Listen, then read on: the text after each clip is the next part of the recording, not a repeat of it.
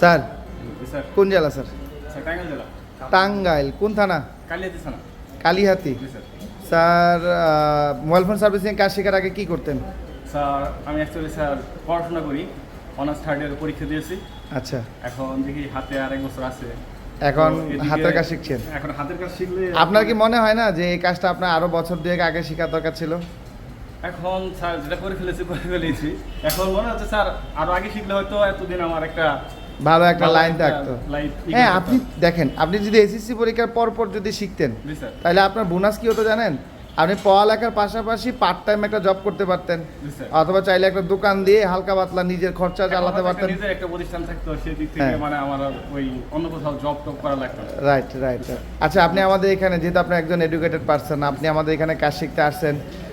আমরা যেটা ফোনে বলেছিলাম যতক্ষণ ক্লাস হবে এতক্ষণ ক্লাস হচ্ছে কি, বা আমরা যেভাবে বলেছিলাম সব কি ঠিকঠাক আছে? হ্যাঁ, সবকিছু ঠিকঠাক আছে।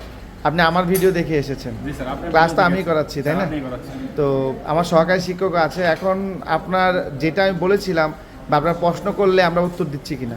জি স্যার, সব দিক থেকে আপনারা যথেষ্ট মানে সময় দিয়ে ছাত্রদের হেল্প করছেন। আচ্ছা। সেই দিক থেকে আমরা অবশ্যই স্যার হ্যাপি।